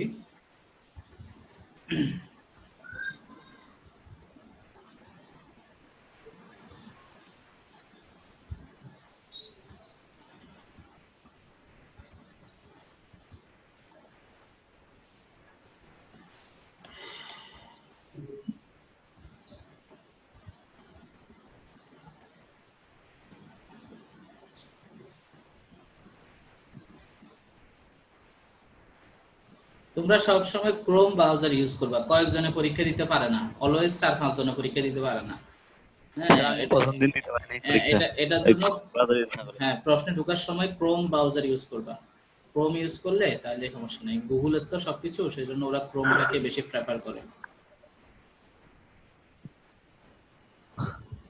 স্যার ওই আমাদের একটা প্রশ্ন করছিলেন যে কর ফাঁকি দেওয়ার উদ্দেশ্যে যে লেনদেন সংগঠিত হয়, কপট লেনদেন ওটা বলে। কপট লেনদেন। হ্যাঁ কপট ওটা করতে করছেন স্যার? ওটা সিকিউরিটিজের চ্যাপ্টারে, এটা বইয়ে সিকিউরিটির আছে। চ্যাপ্টারে, শীটেও আছে, দেখবা শীটে আছে। হ্যাঁ, হ্যাঁ, সিকিউরিটি sheet-এও আছে। ওখানে আছে। এটা প্রিভিয়াস ইয়ার কোশ্চেন, কপট লেনদেনটা।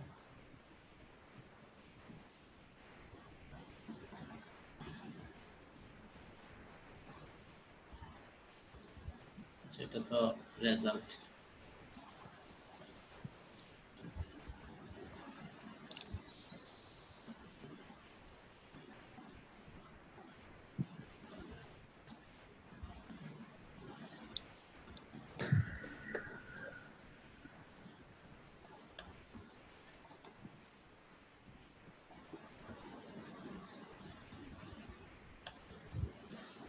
দেখো, প্রথম প্রশ্নটা ছিল যে সিকিউরিটির সুদ খাতে আয় ধারা কত? এটা তো সবাই পারছো না? 22 ধারা। আচ্ছা, কোন কোন সিকিউরিটিজের সুদের হার উল্লেখ থাকে না? Zero coupon bond. আচ্ছা, সিকিউরিটির সুদ খাতে অনুমোদনযোগ্য খরচ কয়টি? দুইটি, ব্যাংক চার্জ আর ঋণের সুদ। করযোগ্য সরকারি সিকিউরিটিতে উৎসস্থলে কর বর্তনের হার 5%। কর ফাঁকি দেওয়ার উদ্দেশ্যে যে লেনদেন সংঘটিত হয় তা কর্পোরেট লেনদেন। আচ্ছা, এখন আসো, প্রথম যে অঙ্কটা ছিল যে 10% করমুক্ত সরকারি সিকিউরিটি 75,000 টাকা, তাহলে 75,000-এর 10% 7,500 সম্পূর্ণ অকরধার্য। কর অগ্রিম, হ্যাঁ, কর অগ্রিম সরকারি সিকিউরিটির সুদ 4,000 টাকা সরাসরি চলে আসবে, করধার্য। এরপরে অনুমোদিত বাণিজ্যিক সিকিউরিটির সুদ করধার্য, সরাসরি চলে আসবে। অননুমোদিত বাণিজ্যিক সিকিউরিটির কোনো মোটাঙ্কিতকরণ নাই এগুলাতে, ঠিক আছে? কর অগ্রিম সরকারি সিকিউরিটি, তুমি আমার ক্লাসটা আবার দেখবা, ভিডিওটা, ঠিক আছে? তাহলে দেখবো, ওখানে আমি ক্লিয়ারলি বলছি। তারপরে অননুমোদিত বাণিজ্যিক সিকিউরিটির সুদ, তাও সরাসরি বসে যাবে। জিরো কুপন বন্ডের আয় সম্পূর্ণ অকরধার্য। আচ্ছা, এরপরে করমুক্ত সরকারি সিকিউরিটি, কর অগ্রিম সরকারি সিকিউরিটি ও জিরো কুপন বন্ডের জন্য ব্যাংক 175, 225 আর 300 টাকা চার্জ ধার্য করে। তো আমরা জানি করমুক্ত চার্জ আর জিরো কুপন বন্ডের চার্জ কখনোই অঙ্কে আসবে না, শুধুমাত্র কর অগ্রিমের চার্জ আসবে। কর অগ্রিমের চার্জ হচ্ছে 225 টাকা, ওইটা ওই কর অগ্রিমের সুদ থেকে বাদ দিয়ে দিলে হবে, অর্থাৎ 4,000 টাকা থেকে 225 টাকা বাদ যাবে। এরপরে বাণিজ্যিক সিকিউরিটির সুদ আদায়ের জন্য 700 টাকা কমিশন ধার্য করে। ব্যাংক চার্জ যে কথা, ব্যাংক কমিশন একই কথা। তাহলে এই 700 টাকা বাণিজ্যিক সিকিউরিটির সুদ থেকে বিয়োগ করে দিলে হবে, বা অঙ্কের শেষে দিয়ে বিয়োগ করে দিলে হবে। মোট কথা এখানে খরচ হচ্ছে যে শুধু 225 টাকা আর 700 টাকা, দ্যাট মিন্স 925 টাকা। আর ইনকাম, শুধু ইনকাম সেকেন্ড কলামে যাবে যে 4,000, 12,000, 10,000, তাহলে 10 আর 12 মিলে হচ্ছে 22, 22 আর 4 হচ্ছে 26,000। 26,000 থেকে 925 টাকা বাদ দিলে আনসার হবে কত? 25,075 টাকা। এটাই আনসার, 25,075 টাকা। স্যার এখানে যদি ব্যাংক চার্জটা একসাথে দেওয়া থাকতো, আমরা গতকাল যেটা করছি, তাহলে ওই সূত্র দিয়ে বের করতাম। ব্যাংক চার্জ যদি একসাথে দেওয়া থাকতো তখন কি স্যার, তখন কি? তখন নিচে স্যার ওই করোনা যে নতুন যে আইটেম গুলো আসছে সেগুলো বসবে না আগের মতো? হ্যাঁ, ওগুলা সরাসরি করধার্য, ঠিক আছে? ওগুলা কোন। আচ্ছা, এরপরে দেখো, এই যে আমি এখন যে আনসার শিটটা শো করতেছি না ইমেলে, এটা সবার কাছে গেছে ইমেলে পরীক্ষা শেষে। জি স্যার, গেছে। হ্যাঁ, আচ্ছা, তাহলে এই অঙ্কটা গেল, আনসার হচ্ছে 25,075। এরপরে দেখো পরের অঙ্ক যেটা ছিল, করমুক্ত সরকারি সিকিউরিটির সুদ 3,20,000 সম্পূর্ণ অকরধার্য। কর অগ্রিম সরকারি সিকিউরিটির সুদ করধার্য। 10% অনুমোদিত বাণিজ্যিক সিকিউরিটির সুদ 50,000। ঠিক আছে, এখানে দেখো অনেকে স্যার ভুল এটা তো করছে। স্যার 10% এর কাজ হবে না, না না, ডিরেক্ট 50,000টা বসে যাবে। কোনো কাজ নাই। অনেকে ভুলে এখানে 50,000 10% করছে, মানে 5,000 লিখছে। হ্যাঁ হবে না, 5,000। কারণ এখানে 10%ই সুদ বলে দিছে 50,000, মানে 10%ই সুদ হচ্ছে কত? 50,000 টাকা। ঠিক আছে, তার মানে 50,000ই আসবে শুধু। এরপর জিরো কুপন বন্ড অকদার্য, কোনো এখানে ঝামেলা নেই। সুদটা কি স্যার ডাইরেক্ট সুদ বোঝাচ্ছে, নিট সুদ নাকি মোট সুদ? এই অনুমোদিত অননুমোদিত কর অগ্রিম, এগুলো নিট আর মোটের তো কোনো প্রশ্ন নেই, কারণ এগুলো অলওয়েজ কদার্য, এগুলো কখনোই মোটাঙ্কিতকরণ হয় না। ঠিক আছে, তুমি নিট আর মোট হিসাব করবা শুধুমাত্র ইয়ার ক্ষেত্রে। অনুমোদিত অননুমোদিত কর অগ্রিম এগুলো সবসময় কদার্য, কোনো মোটাঙ্কিতকরণ হয় না। ঠিক আছে, আচ্ছা এরপরে আসি কর অগ্রিম। সরকারি সিকিউরিটি সুদ আদায়ের জন্য 7,000 টাকা চার্জ করছে, তো 7,000 টাকা ম্যানেজ করে দিবা, শেষ। তাহলে এই অঙ্কের আনসার হচ্ছে কর অগ্রিম হচ্ছে 1 লাখ, আর এদিকে 50,000, 1,50,000, তাহলে 1.5 লাখ, আর খরচ হচ্ছে 7,000, তাহলে 1.5 লাখ থেকে 7,000 বাদ দিলে আনসার হচ্ছে 1,43,000। মাত্র 2 মিনিটে করা যায়। ঠিক আছে, এরপর একটা দেখো, স্যার শুধু ভয়েস শুনতে পাচ্ছি, কিছুই দেখতে পাচ্ছি না, নেট প্রবলেম। আচ্ছা এটা ওর প্রবলেম, তোমরা তো দেখতে পাচ্ছ না? জি স্যার। জি স্যার। এরপরে লাস্ট ম্যাথ আরেকটা ছিল, যার আনসার হচ্ছে 14,247 টাকা ছিল। তো এখানে কি ছিল, 8% করমুক্ত সরকারি সিকিউরিটির মূল্য 60,000, তাহলে 60,000-এর 8% সম্পূর্ণ অকদার্য। 10% করযোগ্য সরকারি সিকিউরিটি 50,000, তাহলে 50,000-এর 10% 5,000 টাকা। এরপরে 15% ঋণপত্রের মূল্য 2 লাখ টাকা, তাহলে 2 লাখের 15%, তবে সেটা 6 মাসের আসবে। 30,000। 2 লাখের 15% হচ্ছে 30,000, বাট অঙ্কে আসবে যে 30,000-এর অর্ধেক। কেন 30,000-এর অর্ধেক আসবে? 15,000 আসবে না? ইয়েস 15,000 আর কি, 30,000-এর অর্ধেক মানে তো 15,000। 15,000 এই জন্য 12 ভাগ 6 আর কি। হ্যাঁ 12 মাস দিয়ে ভাগ 6 মাস দিয়ে গুণ করলে ওই 15,000-ই হবে। এই জন্যই 15,000 হবে, যেহেতু এটা জানুয়ারির 1 তারিখে ক্রয় করছে, জানুয়ারি থেকে জুন পর্যন্ত 6 মাস। আচ্ছা এরপরে হচ্ছে জিরো কুপন বন্ডের আয় 2,000, এটা সম্পূর্ণ অকদার্য। ঋণপত্র ক্রয়ের জন্য 8% সুদে ব্যাংক থেকে ঋণ গ্রহণ করেন। ঠিক আছে, স্যার এখানে কোনো অ্যামাউন্ট দেয় না, আমার এটাই প্রশ্ন ছিল। 8,000 টাকা। হ্যাঁ স্যার এটা আমরা কিসের উপর ধরবো, এই 8% সুদটা আমরা কিসের উপর ধরবো? ঋণপত্রের মূল্য। ঋণপত্র ক্রয়ের জন্য স্যার আপনি একটা ম্যাথ করেছেন যে ওখানে আপনি অ্যামাউন্ট দিয়েছিলেন 1 লাখ টাকা, বাট এখানের মধ্যে কোনো অ্যামাউন্টই দেন না। আর অনেকগুলো ম্যাথ দেখছি আমি, সবগুলোতে অ্যামাউন্ট দেওয়া ছিল, এটাতে দেন না, এই জন্য এটা নিয়ে। আমার কথা শেষ করতে দাও। এটা শীটে ছিল এই অঙ্কটা, ঠিক আছে, শীটে ছিল, কিন্তু এই জায়গায় ঋণপত্র ক্রয়ের জন্য 8% সুদে ব্যাংক থেকে ঋণ গ্রহণ করবে, এই জায়গায় 1 লাখ টাকা শব্দটা আসে নাই। হ্যাঁ এটাই আমি ভাবতেছি, এটা এই জন্য আমি করছি যে মিলে নাই। শীটের অঙ্ক দেখে এটা আনসার বসাই স্যার আনতাই যে করে দিছে অনেকে। স্যার এখানে যদি ফুল ওই নিয়ম আপনি 1 লাখ দেন, এখানে 14,100 আসে। স্যার বুঝি নাই আপনার কথাটা, আবার একটু বলেন। আমার কথা বুঝো নাই? জাস্ট নাম কি, তোমার নাম কি? স্যার নম্রতা। হ্যাঁ, এখানে ঋণপত্র ক্রয়ের জন্য 8% সুদে ব্যাংক থেকে ঋণ গ্রহণ করেন একটা সেন্টেন্স লেখা আছে না, এই জায়গায় ভুল ক্রমে ওই ঋণের অ্যামাউন্টটা আসে নাই। 1 লাখ টাকা যে ঋণ, এটা শীটে দেখবো, অঙ্কটা শীটে আছে, আমি সলিউশন। জি স্যার, ওই 1 লাখ টাকাটা করলে স্যার এটা আনসার আসে 14,100 সবগুলা মিলাই, কিন্তু এখানে আপনি আনসার দিয়েছেন 14,247। আমি এখানে হয়তো অন্য একটা অ্যামাউন্ট দেওয়ার কথা ছিল, চেঞ্জ করে দেওয়ার কথা ছিল, সেজন্য আনসার এটা দিয়েছিলাম।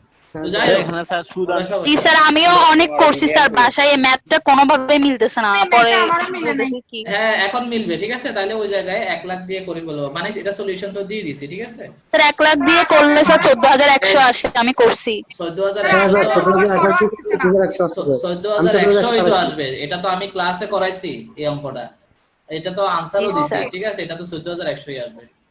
আমি এই জায়গায় অন্য একটা অ্যামাউন্ট দিতে গিয়ে ভুল ক্রমে আর অ্যামাউন্টটা মানে দিতে ভুলে গেছি, আর দিই নাই। ঠিক আছে, তাহলে স্যার 20 পাইছে, ও কি করলো স্যার? কিভাবে মনে হচ্ছে আন্দাজে এটা দাগাইছে? স্যার আন্তাজে দিছে স্যার, আন্তাজে। স্যার ওখানে 1 লাখ দিলে উপরেরটা আসে, ভাবছে যে ওইটা হবে না, তাহলে দ্বিতীয়টাই দিয়ে দিছে, এটা আন্তাজ করে। যে পারে না, সবাই তো এরকম একটা দুইটা আন্দাজে দাগাচ্ছে, এটা বলি লাভ নাই। কেমন এই লাক ফেভার করে আর কি, কারোটা হয়তো হয়ে যাচ্ছে, কারোটা হচ্ছে না। সবচেয়ে আবার আন্দাজে দাগালে যে 20 পাবে তা কিন্তু না, হয়তো একটা দুইটা তার আন্দাজে দাগালে কারেক্ট হতে পারে। কিছু কিছু আছে যারা আন্দাজে দাগালে শুধু ভুলই হয়। ঠিক আছে, 20-17 যারা পাইছে তারা ঠিক আছে, ওকে, বুঝছো কিনা?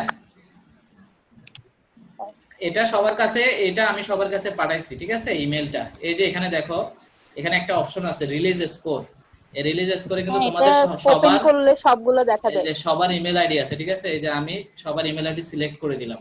সিলেক্ট করার পর হ্যাঁ, এরপরে উপরে দেখো লেখা আছে send email and release. Release মানে তোমার স্কোরটা, হ্যাঁ, এবং কোশ্চেন সহ। আমি এখন ক্লিক করলাম, তোমাদের কাছে এখন আবার ইমেল গেছে। তো ঠিক আছে, তাইলে আজ এতটুকুই থাক। ম্যাথটাতে তো রিং পত্র যদি 1 লাখ টাকা ধরে স্যার, তাহলে তো স্যার আস্তে আস্তে 17,720। না, 14,100 আসবে। না না, 14,100 আসে। এটা সলিউশন শিট দিছি। এটা এটা সলিউশন ব্যাংক শিট দিছি। চার্জের কাজ আছে।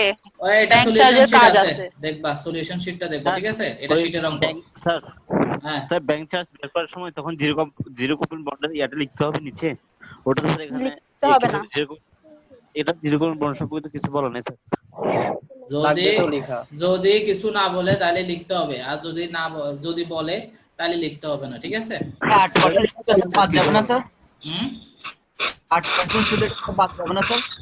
1 লাখ টাকা, হ্যাঁ 1 লাখের 8%, তবে এটাকে আবার অর্ধেক করবো যেহেতু 6 মাস। স্যার অর্ধেক পড়েছে, ওটা স্যার বাদ দিতে হবে 17,333। স্যার একটা আচ্ছা, কোশ্চেন ছিল। যাই আসুক সমস্যা নাই, অঙ্ক বুঝলেই হলো, ক্যালকুলেশন এই দিক সেদিক হোক। হ্যাঁ স্যার বলো। আপনি যে একটা মোট চার্জ দিয়ে দেন, ওটার উপর যে একটা সূত্র অ্যাপ্লাই করতে হয়, যে আমরা ওই যে মোট চার্জ ডিভাইডেড বাই করধার্য অকরধার্য, হ্যাঁ, ওইটার হ্যাঁ, মধ্যে হ্যাঁ। স্যার জিরো মোট কুপন চার্জ না, বন্ডের ব্যাংক চার্জটা চার্জ। কখনোই আসবে না, না? না, মানে আসবে। বললেও আসবে না, না না বললেও না, আসবে না। আসবে আসবে। যে অঙ্কে আসে নাই সেই অঙ্কে নিচে দিয়ে প্রশ্নে বলা ছিল যে জিরো কুপন বন্ডের জন্য ব্যাংক চার্জ প্রযোজ্য নয়। ওই কথাটা বলছে বিদায় ওই অঙ্কে আসে নাই ব্যাংক চার্জ নির্ণয় স্যার করার তাহলে সময়। ওইটা যদি না বলা থাকে তাহলে তাহলে আসবে, আসবে না? Yes, তাহলে আসবে। বুঝছো কিনা? জি স্যার। ওকে, এরপরে একজন একটি প্রশ্ন করছো নাজনীন, স্যার এর আগের এক্সামের ম্যাথ সলিউশন দেন। সব দিব না, ঠিক আছে? আমি সব দিলে তুমি কি করবা বলো?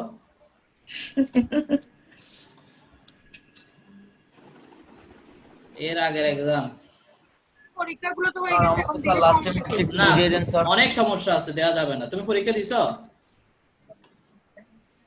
আজকেরটা আজকেরটা হোক বা আগেরটা হোক, কোনটা দাও নাই? আগের গুলো দিছি, আজকেরটা একটু লেট হয়ে গেছে আমার।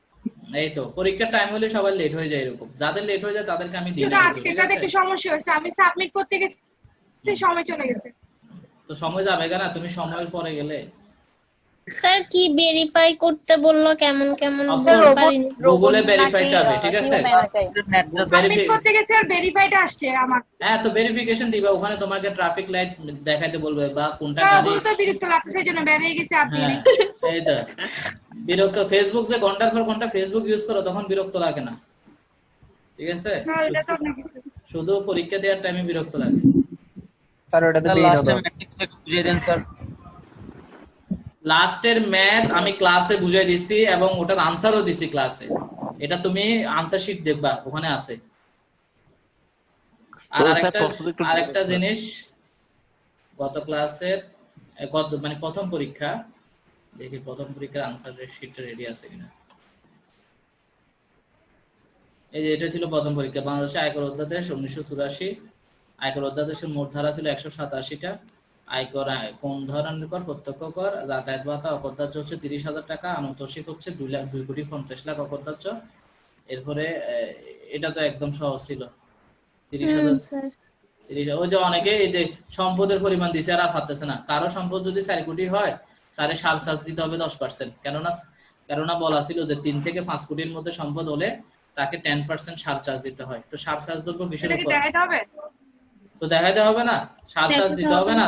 কর যা আসছে, তার কর যা আসবে তার সাথে আরো 10% যোগ করে দিতে হবে, শেষ অঙ্ক। মনে করো তুমি কর বের করবা না, কর বের করার পর ওটার সাথে আরো 10%, মানে কর যা আসছে, মনে করো কর আসছে 20,000 টাকা, তাহলে ওই 20,000-এর 10% মানে 2,000 টাকা অ্যাড করে দিতে হবে, তাহলে 22,000 হবে। এটা এরকম অঙ্ক শিটে আছে, সলিউশন দেখবা। এরপরে এটা ছিল কি, এটাও জাস্ট কর দায় নির্ণয় করতে বলছে। এই যে যদি পূর্বে কোনো কর কর্তন করে তাহলে সেটা মাইনাস করতে হবে, খেয়াল রাখবা। লাইনটা কি করব? জাস্ট 2,000 টাকাটা মাইনাস করে দিবা। হ্যাঁ, যেহেতু 2,000 টাকা ট্যাক্স অলরেডি পরিশোধ হয়ে গেছে, তাহলে বর্তমানে ট্যাক্স যা আসবে সেখান থেকে 2,000 টাকা কি করে দিবা? মাইনাস করে দিবা। আর এখানে যে সম্পদ 1 কোটি আছে, এটার উপরে কি সার চার্জ ধরতে হবে? না না স্যার, না, এটা সার চার্জ বলা আছে। স্যার এখানে বিনিয়োগও ছিল না, তাহলে ওইটারও কোনো তাহলে কর রেয়াত হবে না, বিনিয়োগ না থাকলে কোনো কর রেয়াত নাই, ঠিক আছে? আচ্ছা, এরপরে আসো সবার শেষে একটা বেতন স্কেল ছিল, বেতন স্কেলটা তো এই অঙ্কটা শীটে ছিল, এটা হুবহু শীটে ছিল। আবার যেটা শীটে ছিল দেখি বসাই দিছো না? না স্যার, এটা 5 সিটেতে বেতন স্কেলটা কত করছি। আচ্ছা, তো এটা তো ঠিক আছে, তাইলে আজ এতটুকুই থাক। আশা করি আর তো কারো কোনো কোশ্চেন নাই। হ্যাঁ, জি স্যার। ওকে, আল্লাহ হাফেজ। আসসালামু আলাইকুম স্যার। ওয়ালাইকুম আসসালাম। স্যার আসসালামু আলাইকুম। আসসালামু আলাইকুম।